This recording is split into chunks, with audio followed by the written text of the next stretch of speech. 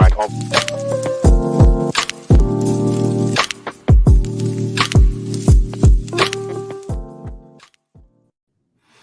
Hey everyone, we're slowly getting started here. For those who I have not met through the virtual world of LinkedIn or YouTube or Facebook where we're broadcasting today, my name is Daniel Roddick. I am the head of market development here at ClearCo and also the host of our very final ClearPitch of 2021. So we'll let people slowly roll in. For anyone who's watching, drop in the comments. I'd love to know where you guys are tuning in from. Today I am hosting here from the wonderful city of New York. But we'll give another minute or two for people to roll in. It's an exciting end and sprint to the year, for finishing the year. So I know everyone has Thanksgiving coming up. We have Black Friday, Cyber Monday coming up. So I know everyone is probably itching and eager to get their weekend in to either get some work done before the long weekend or to relax before one more sprint next week. So hopefully we're all good to go. So let's officially kick this off. Again, my name is Daniel Roddick. I am with the team here at ClearCo and super privileged to be hosting our final ClearPitch for 2021 with our partners at Silicon Valley Bank.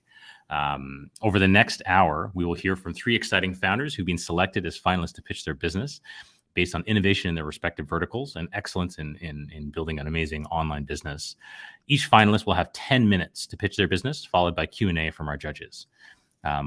You'll meet each of them personally very soon, but I'll tell you a little bit about who they are and what to expect.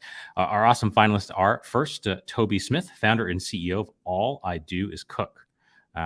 Toby Smith is the founder and CEO and has 7 years of experience working in the food industry and is a co-author of published academic journal articles focused on hospitality and tourism. All I Do Is Cook exposes the world to Africa's delicious flavors by manufacturing food products delivered directly to customers' doors. Next up, we have Ray Kim, the CEO and co-founder of The Plug Drink. The Plug Drink is a plant-based functional recovery beverage that rapidly cleanses your liver of toxins, reduces unwelcome symptoms after a night out, boosts your immune system, and keeps you properly hydrated. Useful for anyone who's having a fun weekend ahead. Their science-backed proprietary formula consists of 13 plants, flowers, and fruits that is designed to optimize your lifestyle and productivity levels. Last but not least, we have Mario Cambardella, founder of Surfscape. Mario is a landscape architect, urban planner, and former urban agricultural director for the city of Atlanta, and now founder and CEO of Surfscape.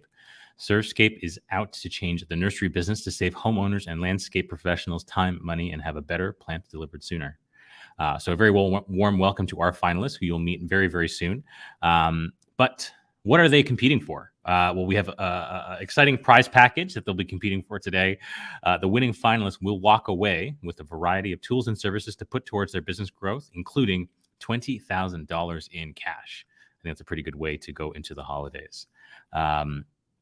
Now, who is making the decision on who will win this amazing prize? Where we have three judges, and I'd first love to bring up our first judge, Radha Kapoor, who runs VC partnerships here at ClearCo. Radha, why don't you introduce yourself to the audience? Thanks so much, Dan. Yeah, as Dan said, I'm at ClearCo. I head up our venture partnerships. I'm based in LA, and previously, many years ago, I've been a founder in the consumer space, had a fashion tech company in New York. So I'm very excited to see these pitches and can't wait. Amazing. Thank you so much. Next up, we have Robert Surek, the Senior Market Manager of the Central and East Region of Silicon Valley Bank. Robert, how are you? I'm great. Thank you. And thanks for having me. I appreciate it. As Daniel said, I'm Robert. I live in Austin, although I'm in Dallas today for a wedding. I have responsibility for our accelerator growth technology teams across the central and southeast parts of the country. Those are companies who have raised their Series A and beyond. And again, thanks for having me. Looking forward to the pitches. Thanks for joining us, Robert. And last but not least, we have a returning guest to our stream, Ashraf Habella, Head of Startup Banking at SVB. Ashraf, how are you? Hey, Daniel. Good to see you again. And yeah, like you mentioned, so I'm at Silicon Valley Bank. I'm head of startup banking at Silicon Valley Bank. I've been at the bank for a little over 12 years. And before that, I was a product manager in enterprise software for about 15 years and excited to be here. Awesome. Well, thanks for joining us once again on the stream. So you've met the judges, you heard about the prize.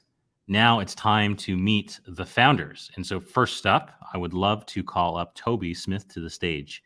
Toby, once you're on screen, you'll have 10 minutes. So it's off to you.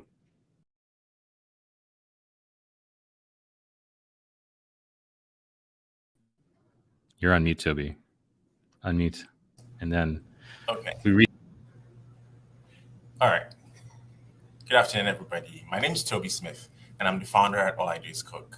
I'm pitching from my office here in our production facility in Houston. All I Do Is Cook exposes the world to Africa's delicious flavors by manufacturing food products delivered directly to customers' doors and available in grocers.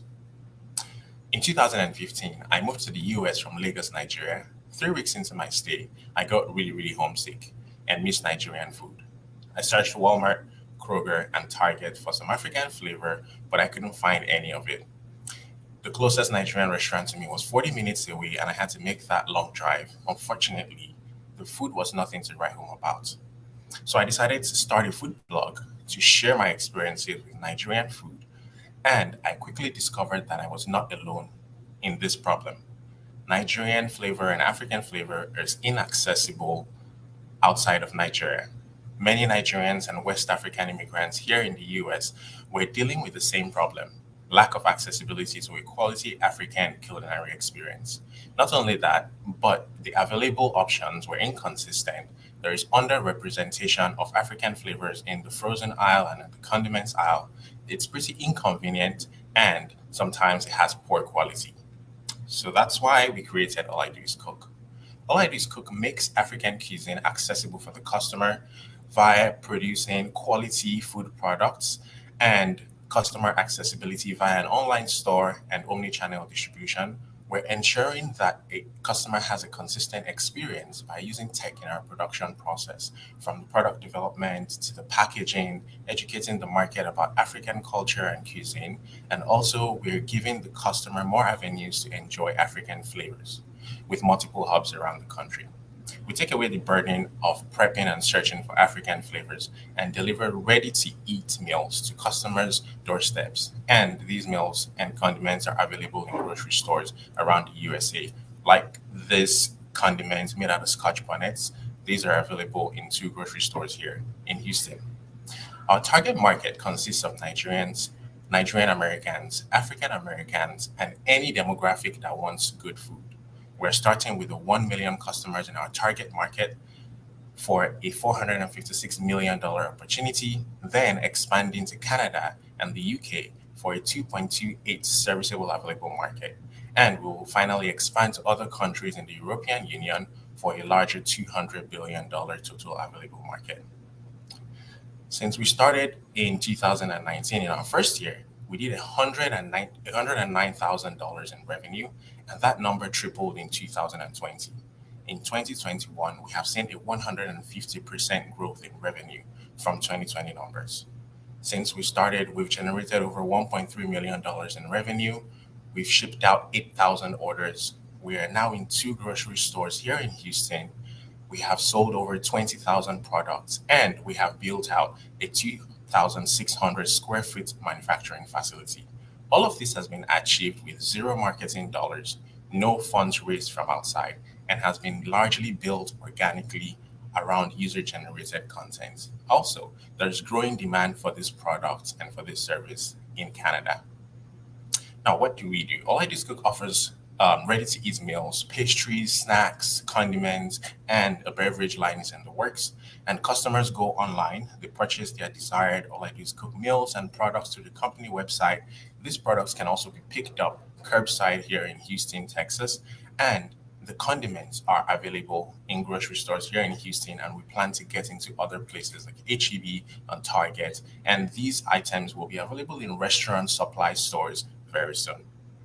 Now, we have built a brand and a customer community that finds a lot of value in and loves our products. These products have become an essential part of their lives and almost a routine. The word of mouth marketing from our customers has been immense, showing how much value they see in these products. From the screenshots on there, you can see people talking about how this food tastes so good, reminds them of home, the convenience it gives them, the beautiful packaging, and also how consistent it's been. Also, customers look forward to receiving their deliveries whenever we ship out on Monday mornings. Now, the alternatives to getting African cuisine are the mom and pop restaurants and caterers cooking out of their homes, but there is no established brand in the USA. Our recipes were developed by us and proprietary to us. And did I mention our products have no preservatives or additives? We are creating a new category for retailers.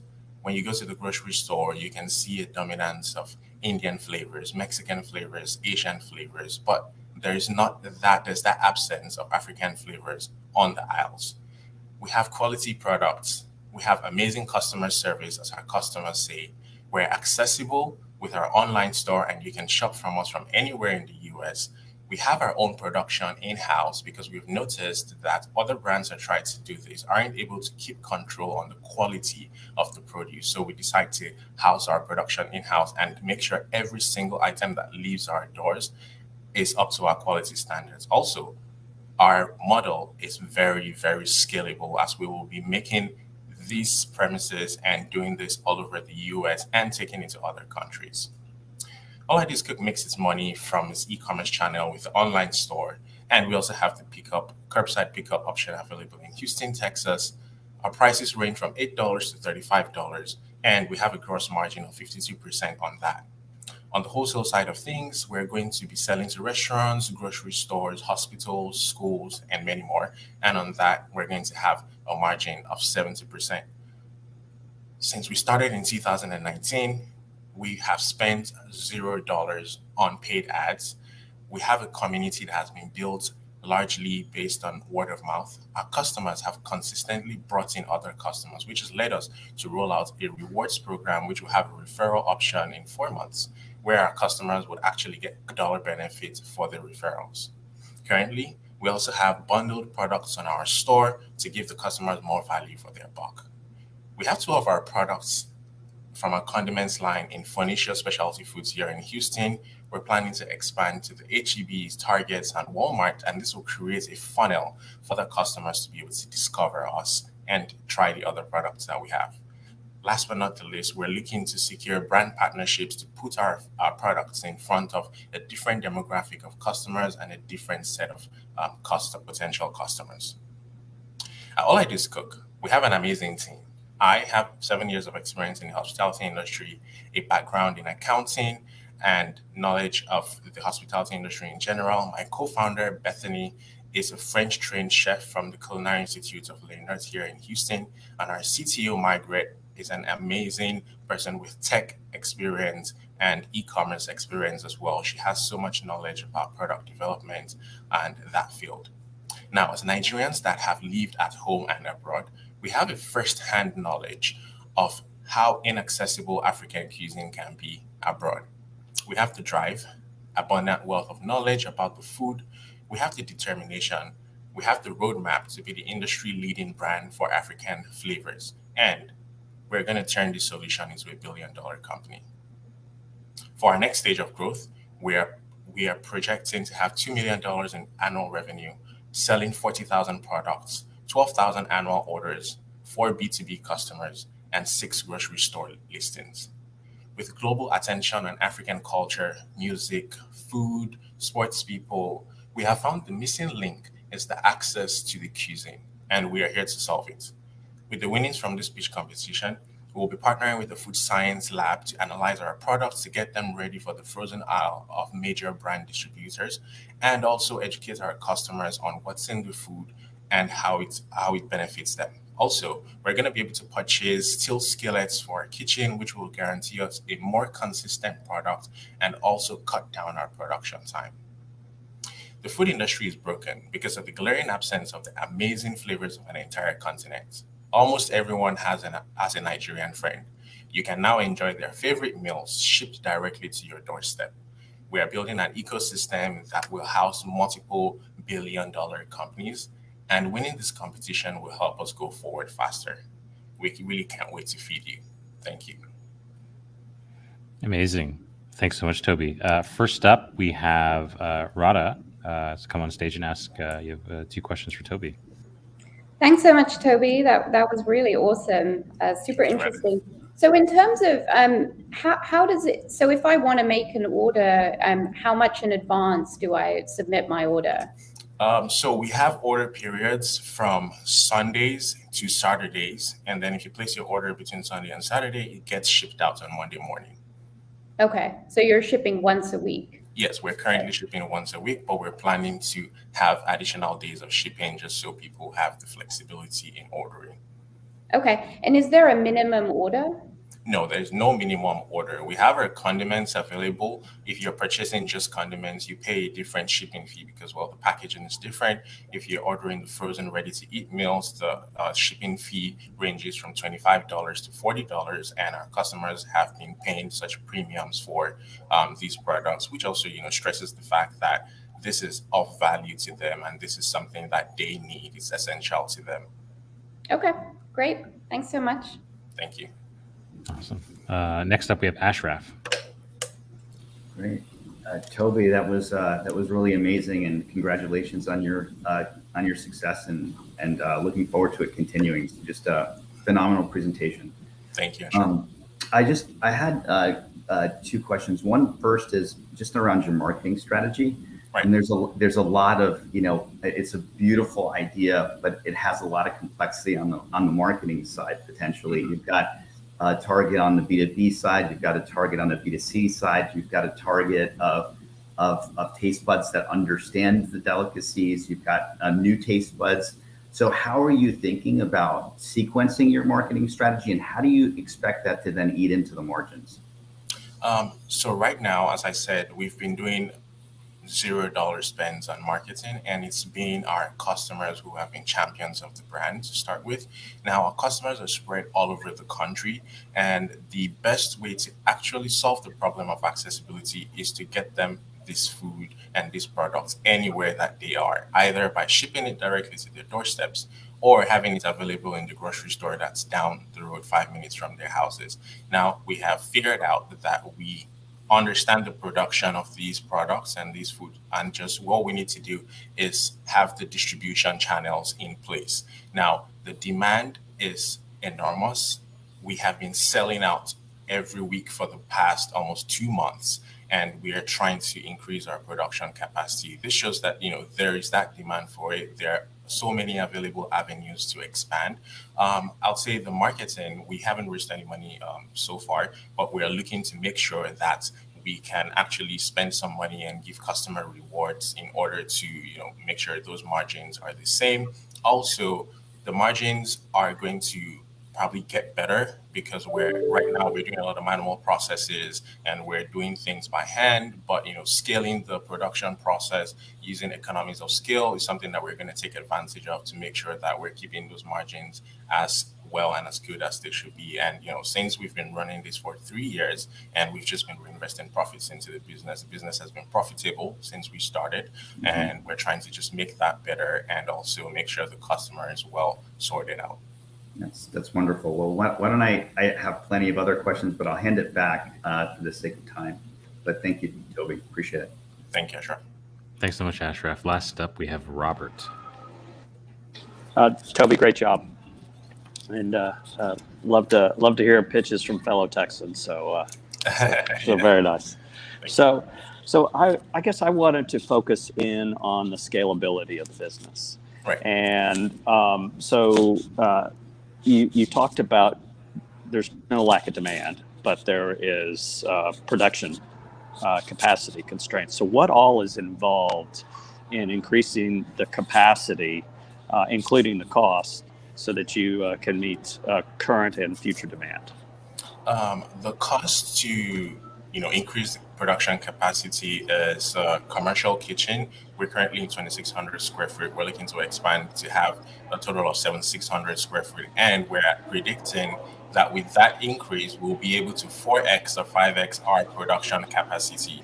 Now, doing that and maximizing the capacity of this production facility, we are then able to take that model and replicate it in the East or somewhere around LA just to make sure that the production is at least a bit decentralized and products can be churned out and distributed to customers. One, customers can actually get their food faster, and we're able to supply stores all over the country.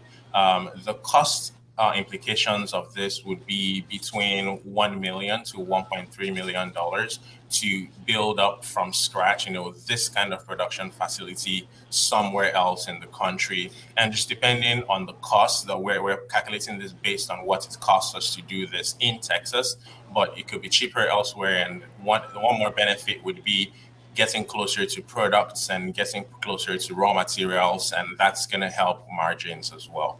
So it's almost a holistic approach in decentralizing the production of these products. And well, thank you for that. And then you mentioned that you don't use preservatives. So is there a shelf life, potential shelf life issue such that you actually, in order to expand, you have to go to different geos across the US and then Canada? With the shelf life, currently we use vacuum sealing, and vacuum sealing does help prolong the shelf life of our products. We have a shelf life right now, something between 6 to 9 weeks, and we're looking to increase that and improve on that with the use of modified atmosphere packaging. At the base of everything, we're trying to make sure that customers know what they're eating and they're aware of everything that they're eating, and trying to make sure that we don't go the route of preservatives 100%. We've done a lot of recipe development, and partnering with a food science lab is going to help us make sure that we're able to educate the customers and let them know this is how long this is going to last, with batch labeling, manufacturing dates, and expiry dates. Those are things that would help us in those areas. Great. Thank you. Great job. Thank you so much, Robert. Amazing. Toby, thank you so much for taking the time to share your story. This was awesome. Thanks, Daniel. Good luck. Next up, we have our next pitcher, our next presenter, Ray Kim. Ray, you got 10 minutes. Awesome. Thank you, Daniel. Hi, everybody. So this is Ray speaking. I'm the co-founder and CEO of The Plug Drink. And let's just dive into it. The next slide right here. So The Plug, we are a plant-based functional recovery beverage that rapidly cleanses your liver of toxins and reduces unwelcome symptoms, especially when you're consuming alcohol, and along with keeping you properly hydrated. So our formula actually consists of 13 plants, flowers, and fruit. We have no added sugar, no caffeine, no cholesterol, no fat, and we do have the highest herbal concentration compared to our competitors. So below here, we have a couple updates. During this past summer, in terms of partnerships, we were the official partner for UFC 264. Along with being the official recovery drink for Tao Group, one of the biggest hospitality groups.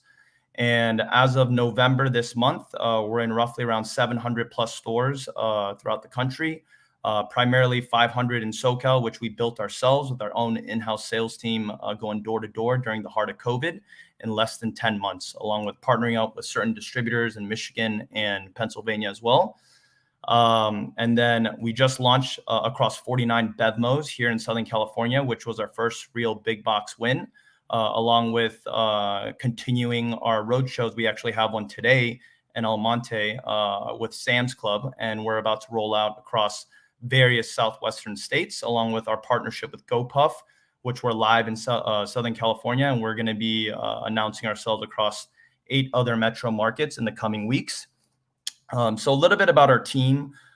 This is myself, I'm speaking. This is Ray, my co-founder, Justin, and my brother, actually, along with our father, Peter. And then in terms of our advisory board, we have some seasoned strategic advisors. Thor Richardson, who's the former managing partner of Casamigos Tequila. Talbert Williams, the head of U.S. e-commerce for Johnson & Johnson. Chris Hahn, the former national director of Anheuser-Busch. And last but not least, Hayden Fullstone, the co-founder of Liquid IV, which I'm sure you all know of, along with 25 of our amazing interns that we have in-house. And let's get right into it. So the opportunity. So hangovers cause a productivity loss of about $250 billion each year. So kind of taking a step back, my brother and I, we were both collegiate baseball players. Sports has been in our lives our whole life. and always looking to kind of optimize our health and wellness and our productivity levels. So we go back to South Korea a lot, being Korean by background, and we saw this disconnect there where every convenience store had 5 to 10 different herbal recovery hangover type of brands, and we realized, why wasn't this out here in the US? It's been South Korea and Japan. It's been the hangover industry has been a commercialized, mature, saturated industry since the early 90s. So what we're doing in a nutshell is westernizing an East Asian practice, along with all of the other kind of industry growing demands. The functional beverage market is growing along with the plant-based movement, allowing Americans to be a little bit more educated and open to plants, along with the nootropics and adaptogen movement, along with herbs. And then the rise of the Asian influence in the food and beverage and the entertainment worlds in the US. And last but not least, COVID, right? COVID actually for us from a business standpoint was a net positive for us. Everyone, now the US consumer is a little bit more health conscious and looking for products like us. And we do double, not just when it comes to servicing customers that drink alcohol, but if you aren't drinking alcohol, we're educating everybody how important the liver is and detoxing the liver of the fatty toxins on a daily, weekly, and monthly basis, right? And right here, there's another industry research report about the US hangover market and its rapid growth.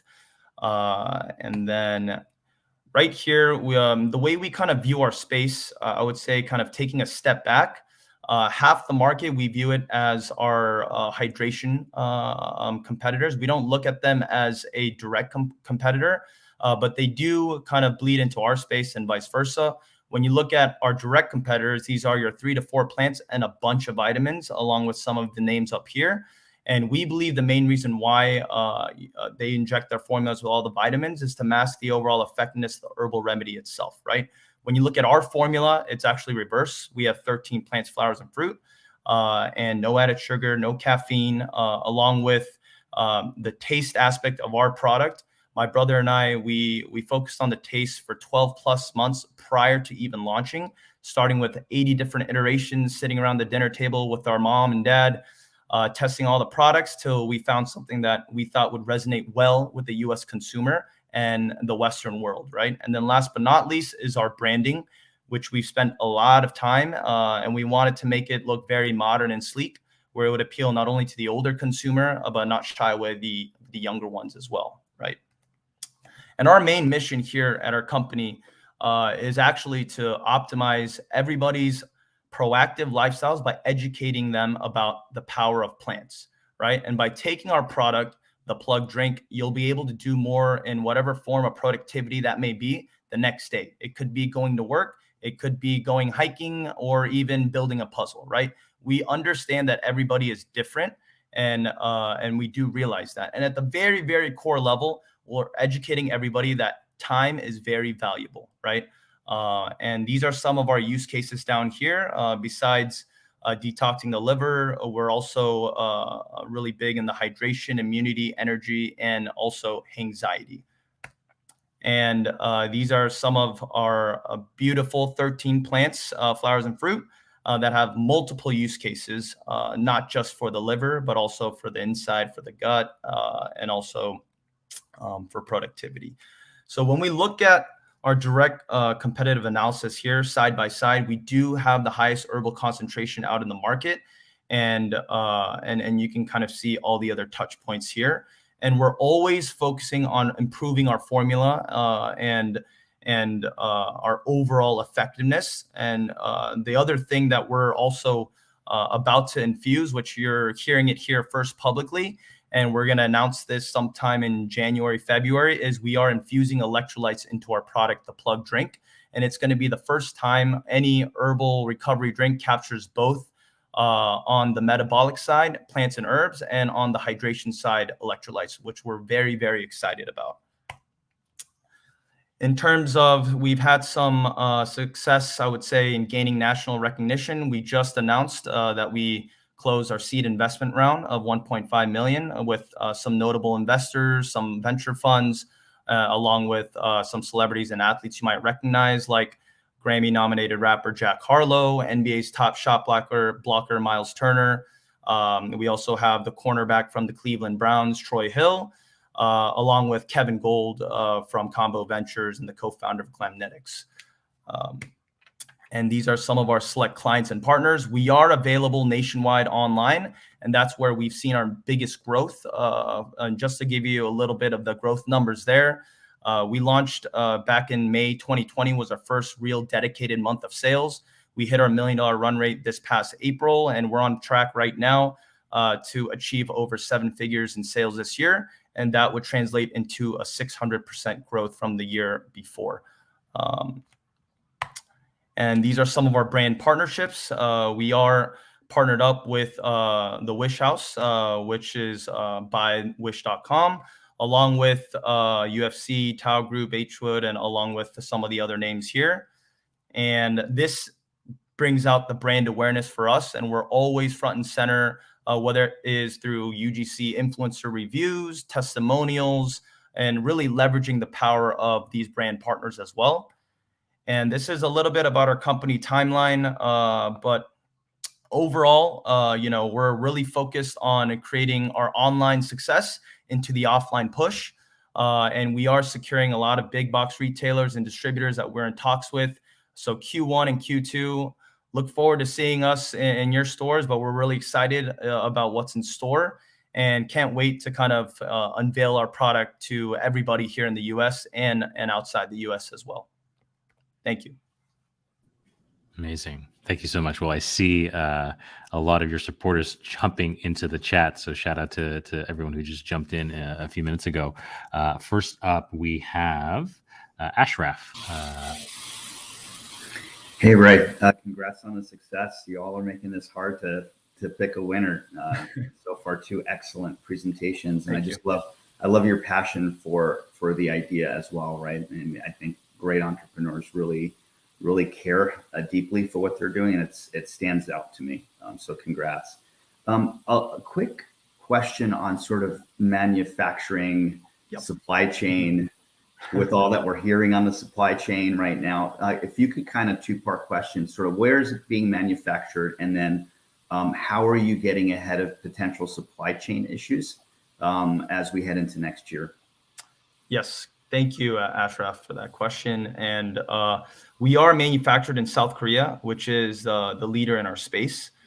So our manufacturing partner has been very helpful for us in anticipation of our demand and growth. They actually, this past August, expanded our warehouse facilities and put in new machinery that will actually generate 5 times faster in terms of producing our product, along with creating a warehouse right next door without us putting up any capital in anticipation of our demand and growth.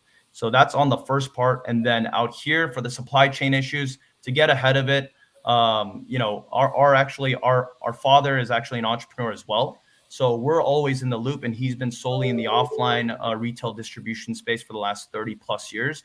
So we are very aware of what's going on. For us, we haven't really seen it that much in terms of effectiveness, but to get ahead of it, for example, this week, we just put in another PO for another big 40-foot container, and that should be arriving sometime early January. So we're trying to get ahead of everything. We are mindful, and we see what's going on and all the log jams at the port. We're based in Los Angeles, so we do feel and see it right here in our hometown. But yeah, that's how we're trying to get around it and kind of be ahead of the curve rather than being reactive. And are you kind of factoring in potential potential cost augmentations into your margins, and how's that impacting your desire to access capital next year? Yeah. So kind of putting that together and with your question, what we've been doing is to accelerate our offline expansion and growth. Even with our initial seed round that we just announced, we're actually, my brother and I, along with our team, we are actually looking into potentially raising another big round to kind of expedite our offline expansion growth, since we are getting a lot of demand from big box retailers, other distributors throughout the country. And we want to be able to service that right away, not only with product, but with building our team and other in-store marketing materials, you name it. I mean, my brother and I, for example, haven't taken $1 in salary since we launched back in early 2019 or late 2019. So yeah. Great. Thank you, Ray. Really appreciate it. Thank you. Awesome. Thank you, Ashraf. Next up, we have Robert. Hey, Ray. Great job.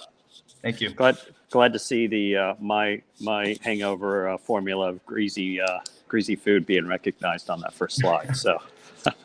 So I was wondering, and I don't know all the food science and any sort of regulatory issues that are involved, but are there obstacles as it pertains to broad distributions? Any sort of regulatory issues that you all face?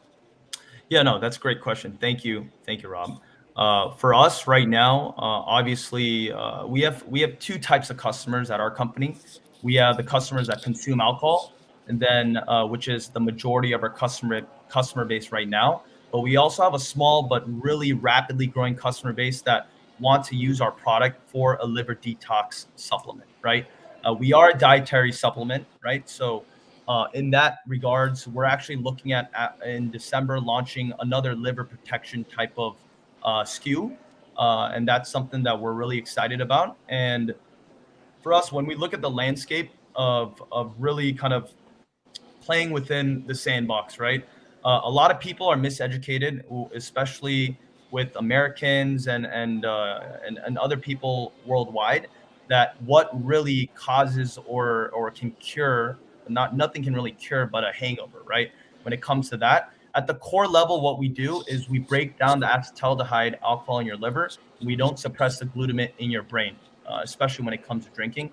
We do have a clinical research study as well, and we are always looking with our team of scientists out in South Korea to further develop that and articulate that message the right way to the consumer base here. So we aren't I want to say, going through any, we are in terms of like FDA and all of that. We want to be compliant, which we are. So we're always navigating that the right way instead of making any disease claims or anything like that. Okay, great. And then you mentioned that the market is mature or semi-mature in South Korea. And I'm assuming alcohol consumption is significant here in the U.S. So what's the risk of one of the mature players in South Korea seeing opportunity in the U.S. and coming into the market? Yep, that's a great question. So we think about that every day, and a lot of investors and a lot of even supporters have asked us that exact same question. And the main response to that is there's a big cultural and language barrier and a business barrier there when it comes to the East and West, right? Actually, the largest hangover supplement in South Korea just announced that they're IPOing this past summer for $1.7 billion, right? It's the first time any hangover supplement has actually IPO at that level. So for us, the way we do it is we out here, we want to focus on the American market through our marketing, through influencer marketing, you name it, and really capture our brand's presence out here relative to focusing anywhere else. And it's a little different, right? The brand's out in South Korea. If you do look at the packaging and the messaging, it's not the same type of packaging and messaging out here. So we are expediting talks with a lot of not only distributors, but retailers out here to really gain our traction and presence and really drive that, I want to say, visibility out here in the US and that customer kind of loyalty. Okay, great. Thank you. Great job. Thank you. Awesome. Last up, we have Rada. Thanks so much, Ray. I loved it. I love your branding. It's so fun. So what I was curious, so yeah, in terms of, I've tried coconut water. That seems to be, something that people kind of before going to sleep, try that. Activated charcoal is another one. So that's kind of my experience. How are you kind of measuring success with the product? Like, is it anecdotal? Like, how do you know that, people's hangovers are, reduced or? So no, that's a great question. Thank you, Rada. Yeah, a lot of it actually is through our testimonials, customer support. We see all these testimonials coming around, whether it's on the digital ad front or whether it's just emails that we get from customers daily, and everybody is shocked, right? Whether you're young or old, they're like, where has this product been in my whole life? And it's very gratifying and humbling to see that, whether it's whether it's an organic testimonial through an ad, or actually people recognizing us at the local grocery store, at the local liquor store, right? And in terms of our data side, we do see our uptick in our subscriber base as well. And along with on our email campaigns, whenever we send out an email too, we see a lot of customers come in. So that's something that we've realized overall, and in terms of gaining traction and seeing that customer loyalty to develop. We actually just launched our affiliate marketing program for any brand ambassador that wants to be a brand ambassador, whether you're in college or let's say you're out in the corporate world, right? So that's something that we've seen. We get a lot of inbounds every day, daily and weekly, whether it's an event, whether it's a giveaway, you name it. So we're always active on that front, because we do realize, and we say it internally here at The Plug, it's all liquid to lips. You got to try our product, and then you'll see the actual skepticism fade away, right? And whether we're small or whether we're a $1 billion+ company, education and trust is something we think about every single day. Educating people about plants and our effectiveness in our industry, and then secondarily, when it comes to trust, building that trust with customers that might either have gone burned with gimmicks in the past, or they're skeptical that our bottle can actually help them out. And once you try it out, which I don't know if you have, but once you try it out, you'll see the effects as well, the positive effects. Yeah, no, I can't wait to try it. And so what is the sort of ballpark, like, repeat customer? Like, what are you seeing with that? Yeah. So even with our repeat customers, what we've been seeing is that they've been actually starting off, let's say, with a 6-pack or a 12-pack, and then they actually start graduating to higher packs, right? So 12, 24, even 96 packs. So that's something that we've been seeing a lot of uptick, along with them eventually even converting over as a subscriber, so they can receive it every 2 weeks or every 4 weeks or every 60 days, right? Okay. And just last thing. So is it like kind of one bottle before I go to bed, or is it like I have one at night and then I can have like in the morning, I can have a few more? Like how? Yeah. So no, that's a great question. So when you are, I would say we are a preventative drink, right? Mm-hmm. So you can take our product before, during, or after, but our tagline is last shot of the night. Mm-hmm. So we recommend when you are consuming alcohol, if you're drinking a normal amount, we recommend one at the end of the night. But if you are drinking a little bit big and celebrating for whatever reason that may be, then we recommend 2. And you could take one during, but we highly recommend taking it as your last shot of the night. Okay, awesome. Thank you. Okay, thank you. Amazing. Thanks so much, Ray. And thanks so much for the judges for the great questions. Last but not least, we have our final presenter. Mario, would love to invite you on stage, and you got 10 minutes. Thank you. Well, it's a rainy Sunday afternoon. Imagine you're on your old couch scrolling through your social feed, and then you see it. The perfect living room set. Well, you like it, you love it, you pin it. The items, their names, prices, manufacturer appear, and you buy it all. And in just a few days, it's in your home. Project complete. Now it's another rainy Sunday afternoon. You're on your new couch and you're scrolling through your social again, and you see it. The backyard of your dreams. You like it, you love it, you pin it. But how do you buy a landscape? Where's the button to buy that landscape plan? The button to buy the tree and the shrub and the flowers? And if you could, would it survive in your backyard? Would it thrive? Unlike interior spaces with 4 walls, a ceiling, and a floor, exterior spaces has Mother Nature to tend with. And what is suitable for one person's backyard is unique to that person's backyard.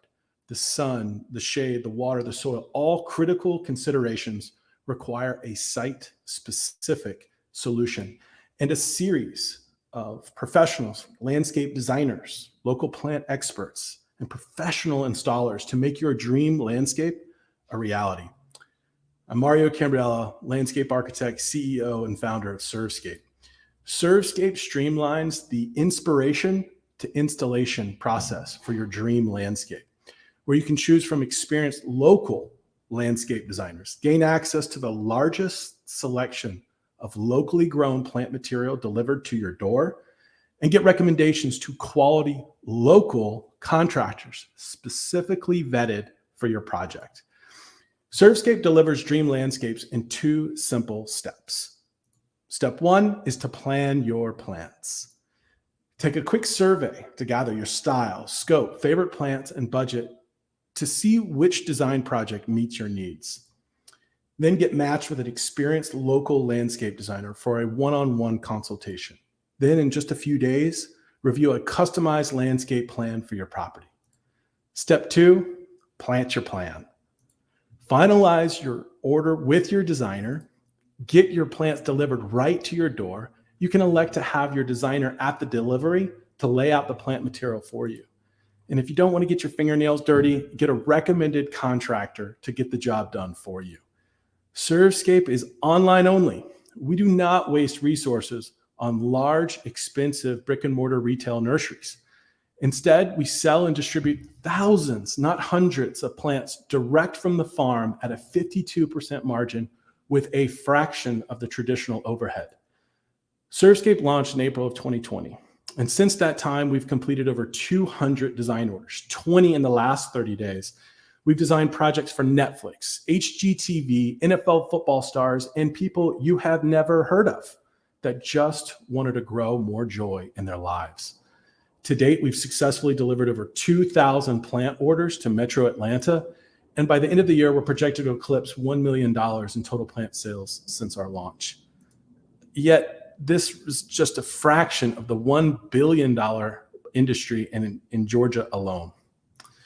Our team is a combination of landscape designers, local plant experts, and technologists, supply chain specialists ready to serve scapes. Our key differentiator is that we don't own the inventory. We're inventory less. We're not a plant nursery. We're a data nursery. Our flagship brand, Surfscape, is just the beginning. The efficacy of our headless e-commerce ecosystem already has signed partnerships, LOIs, and MOUs with Ace Hardware, emerging software leader Single Ops, and the State Botanical Garden of Georgia. Surfscape sits squarely in the center of unique needs in this ecosystem, now fulfilled for both commercial and residential clientele. How can we scale so quickly? Atlanta is the perfect place to launch. Our farms are strategically located between us and other major metropolitan cities. And the Piedmont Atlantic mega region is home to 12% of the US population. It is the fastest growing region per the 2020 census. Current and impending climate change will only accelerate this growth. So why now? COVID-19 has accelerated online plant purchases by 10 years. The need for outdoor enhancements and folks limiting unnecessary in-person shopping has only fueled their first online purchase. Modern, genetically modified plants, where you never get a bad one, and a tech-enabled delivery service awoken a public plant buyer that believes now that this is the new way. Our 30% returning customer rate reflects the former fears of buying plants online are now melted away. The challenge in this marketplace are vast, both for the purchaser and the grower. Surfscape directly addresses space, time, selection, service, and opportunity for all in this ecosystem by unlocking unrealized value. Our competition is stuck in the brick and mortar. The nation's largest plant distributor, SiteOne, with $11 billion market cap, does not have a functioning e-commerce system. Though they might one day, we'll surround them by enabling the market majority of independent garden stores with online capabilities. Surfscape is raising its pre-seed round of $500,000 this winter, closing before Christmas, to support a $100 million revenue in 5 years. Should we take a seed round in 18 months, our trajectory will be accelerated. And maybe we should take that Series A in a few years and ring the bell on our way to unicorn status. What we need now is to fuel our growth and invest in the critical infrastructure that will support our ramp to scale. So I want to thank the other contestants that did a wonderful job, our judges, the Surfscape supporters on the call, and the ClearCo for allowing us the opportunity to share how through data, Surfscape can grow a more beautiful and resilient world. Plant joy, everyone. Thank you. Awesome. Awesome. Thank you so much. Well, first up, if I look at my notes, we got Robert. Hey, Mario. Nice job. So, question for you. So, I guess I was maybe wanting some more clarity on how is your model different than, or how is the user experience going to be different than if I just get my next door neighbor's landscape person and meet with him or her and then just go that route? Well, they're going to have a 3 times markup on that typically. You can bypass some of that markup by buying the material for yourself, or have a landscape designer for you, buy it for you, thereby saving you usually about 20 to 30%. Okay, great. And then it seems, the grower space, how capacity constrained are they? And I'm assuming that they're selling everything they can to the big box retailers. So how do you break into those to the growers? Big box retailers' policies are so strenuous on growers that many smaller or medium-sized smaller growers do not want to tend with those types of some policies that render basically no profit for the farmer. And so only large institutional farmers are getting access to those types of contracts and able to stomach basically the refund policies that are so hurtful to their bottom lines. Great job. I enjoyed it. Thanks. We have Radha. Thanks so much. That's awesome, Mario. Really liked it. Congratulations. I'm curious about the seasonality of your business, right? I assume that you, how do you think about that? How do you manage that? Yeah. Well, majority of our plants, a lot of people think majority of the plants go in the spring. It's really the fall. So there's really 6 big months for us. And the seasonality is we do seasonal favorites during Christmas time. Like right now we're doing live Christmas trees, poinsettias, seasonal favorites, holiday sort of oriented chrysanthemums. So there's always a plant for every season. But we started just as a young company, started with sort of the standards first, and we are breaking into more seasonal appropriate type of plant material for our delivery network. Okay, that's helpful. And then in terms of, if a customer does a sort of landscaping project, and then is there a point at it's quote unquote like done? I mean, how do you kind of re-engage them? And I mean, I can understand if they're buying like seasonal plants, then they kind of need to replenish that in the next season. But otherwise, how do you sort of keep them engaged and keep them adding to what they have? And all the landscapes are living. So if a customer goes through the whole process of finding a designer, then coming up with the design, buying the plants, and then having that contractor install, maybe the client elected to have it done in phases. So we'll see a lot of times that it's a $20,000 project, but they want to do the front yard first and the backyard later, or vice versa. So the way that we keep it engaged is through emails and digest, and as they have their favorite plants, we email them that there's availability on that. We find out that they want a certain plant, and they get notifications when it comes in because of the seasonality of plants. So there is just a constant contact. And the idea is that we're with them through the life of them living on that land, because the landscape will go on beyond them. And so how can we be, maybe somebody moves away, we can tell the next owner what plants they have in their yard. So we can have a connectivity with the land, that all the data outside of their home is now in our system that can be serviced to whoever has that house. That's awesome. Yeah, no, I get it. Thank you so much. Plants bring so much joy, so thank you. Spreading joy around the world. I love it. Last up, we have Ashraf. Hey Mario, I don't envy the judges. This is going to be a tough one. Thank you for taking my questions in advance, and congrats on your success so far. Thank you for your time. First one is just if you could just spend a little bit more time on the sort of landscape designer, local plant expert and professional services group, right? Call it the sort of supply side servicing side of it. Sort of, how are you vetting that? Are you doing vetting up front? What happens if one doesn't quite work out? If you could talk to me a little bit about that. And the second part of that is, what's the loyalty been there? So, how many have stayed on the platform, and how has that grown? Yeah. We started out as a managed marketplace. And if you go to Surek right now, we're a managed marketplace. So they're essentially, designers are 1099. We have a design studio. We are moving to a curated design studio, or curated landscape design, where you pick the designer, and each designer has their own specific design products.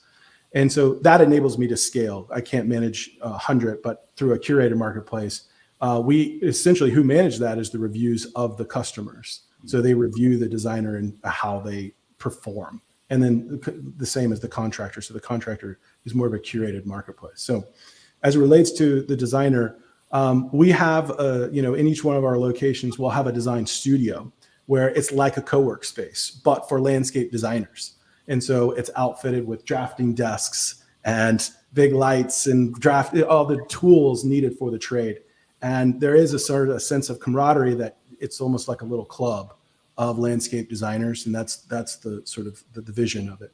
So as they get the jobs in, then they are sort of, again, reviewed by the clientele, and that is distributed to me. And then as their review goes down, that's ways in which there are some sort of limiting opportunities for those type that do not meet the standard of care for what the brand requires.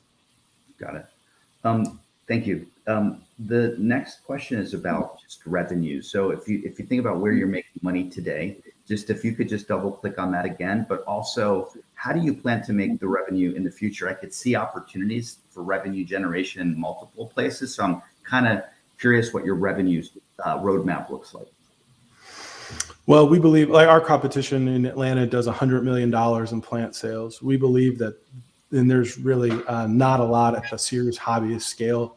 So we believe there's a big runway just within live plants. However, we do know that making margin off services is viable in terms of our margin on services is 30%. On plants, it's 52 for retail, and then for commercial, it's 25. So we do have a lot of opportunity. We are staying laser focused on our designer to retail or DIY, and we are staying focused there. However, our number one seller is a 10-pound bag of compost, and that's our number one seller. So we know that there's a lot of opportunity to roll up the whole package for the landscape, the pot, the container, the pots, the mulch, the more bagged mulch. We're starting to sell mulch. So there are a number of landscape supplies that are more shelf stable. We chose to solve the hardest problem first, which is the live plant, the live goods. And we know if once we got a foothold there and can develop brand trust, which we have, I think 90 5-star reviews. I think we have 1 4-star review. What was that? But the idea is that if we can build brand trust with the hardest thing first, then we can go into these other verticals, but staying super focused, at least for the next 12 months, on our designer to retail plant purchase. Got it. Thank you, Mario. Appreciate it. Congrats again. Thank you. Amazing, Mario. Thank you so much. And I think now we are in the exciting and nerve-wracking phase of decision-making time. So all of our judges are put into a wonderful little text thread I have over here where they're going to deliberate and decide on a winner. And so while we're waiting for this group to make a very, very tough decision, I want to do a couple of things. First, congratulations to all of you on building some amazing companies. It's not easy to do what all of you are doing, attacking some pretty interesting problems. So first off, kudos to all of you. Thanks everyone who's tuned in, and just stay tuned for another few minutes, and you'll hear who our winner is. So just to remind everyone, if you're tuning in late, what are these three amazing founders competing for? They are competing for an amazing prize package, which will include $20,000 in cash, along with some additional prizes to help them grow and scale their businesses. And so normally we ask, what were you going to do with the money as it relates to your business? But a lot of you already kind of answered that in your pitches, and you kind of highlighted some of the fundraising goals you might have. So I'm going to change the question. Let's say we gave you this $20,000, but you could not spend it on your business. You were just restricted to spend it on your business. We'll go in the order we presented. So Toby, if we gave you this $20,000, you could not spend it on something professional, something with the company. What would you spend it on? Been working all year, and kind of similar to Ray, I haven't gotten paid for a long time. So yeah, probably take a salary and take a holiday. Pretty much take a holiday this December. Probably try to get a white Christmas experience, and have fun. Probably go to Colorado and go skiing. Yeah, that's something I've always wanted to do. That's awesome. How about you, Ray?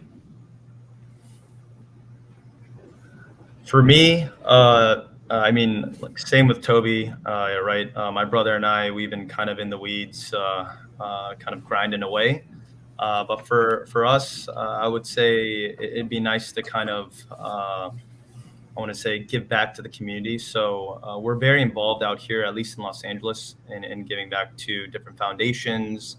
And so I think donating masks, that's what we've done previously. So something along those lines, I think, would be immediate. And if not, maybe even helping out our 25 wonderful interns that we have, and giving them a nice little Christmas gift as well. Awesome. I love it. How about you, Mario?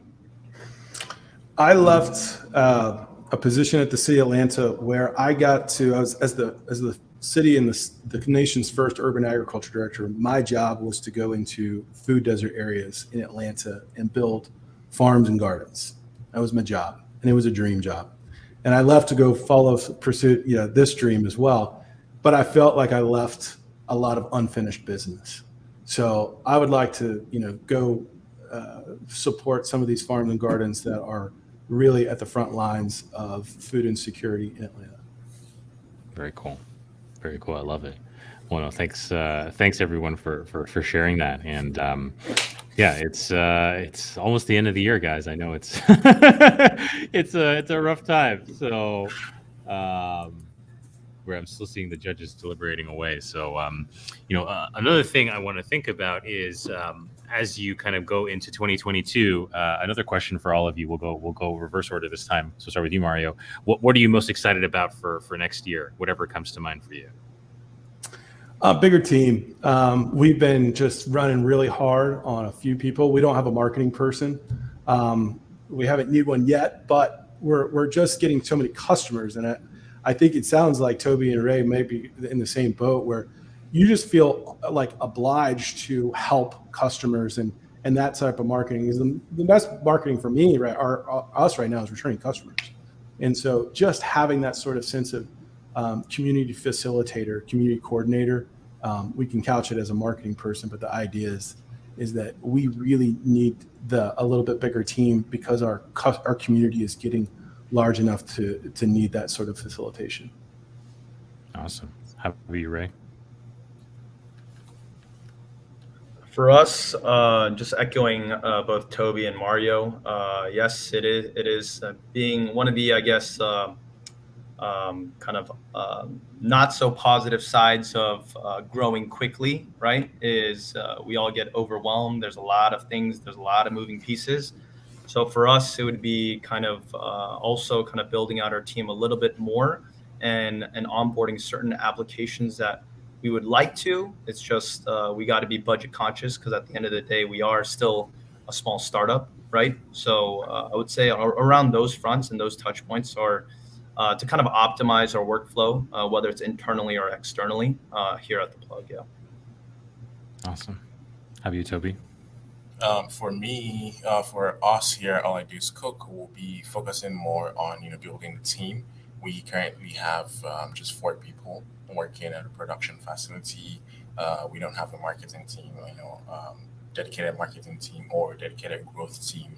So building those teams, a marketing team, a tech team, and a dedicated customer service team is something that we will be looking to do. A lot of us here, as just 3 of us, myself, my co-founder, and the CTO, we're wearing a ton of hats, juggling positions and doing everything just because we're a startup. But also, we want to focus on giving value to the customer. Putting the customer on top of things like, hey, what are the best things and what are the best ways to deliver value to them, and also, just letting more people know about us. Telling people, hey, we're here to take care of your food needs. If you want to have some food from African cuisine or Nigerian food, we're here for you guys. So those are the things that are top of mind for us for the year 2022. Awesome. Well, exciting years ahead for all of you. And you can tell that you guys are all building exceptional companies, because normally I don't have to buy this much time to make a decision. It was very, very tough, but I'd love to bring Ashraf up on stage to share the judge's decision. Wow, that was bloody back there. It got the drama was high, gentlemen. So just be proud of the fact that we were on hold for that long, because we were deliberating for quite a long time. I wish we could pick all of you as winners, and frankly, you are, and you don't need the prize to know that. Keep doing what you're doing. You're going to do amazing. I think at the end of the day, we had to pick one, and we felt like Toby Smith and All I Do Is Cook is where we landed as the winner, and I'd say that incremental great combination of things, Toby, that really stood out to us is obviously your presentation was fantastic, and we look at your hat, you're wearing the passion. Just a really tight presentation. The joy was on your face. You clearly love what you're doing. The target market seemed really smart. We remembered your quote when you said, "I want to open up the amazing flavors of an entire continent." There was so much passion around that, and I think, given that this has been word of mouth, so much marketing potential for this. And then just frankly the wonderful story of opening up palettes to an entire continent is really just appealing. So the target market made a lot of sense. So the mix of the target market was smart. The existing traction you had, frankly, the ability to create experiences from it had a lot of, I'd say, roadmap and trajectory and opportunity there. And then your management team was experienced, diverse in expertise, which we liked as well. And then the distribution strategy made a whole lot of sense. So just overall, really tight, and congratulations. But congratulations to all of you. Thank you so much. Thank you. Thank you. Well, All. I think that's a wrap for today. So Toby, congratulations. Ray and Mario, thank you so much for sharing your amazing stories. And Ashraf, Robert, and Radha, thank you all so much. So that is a wrap. This is the very final ClearPitch of 2021. I appreciate everyone for tuning into this season, I guess you can call it. It's been a great season of companies and pitches and judges and stories and prizes. So tune in next year, where we will have a whole bunch more of these, a whole bunch more founders. Everyone, I hope you have a great weekend ahead, a great long weekend next weekend if you celebrate, and a great end to your year.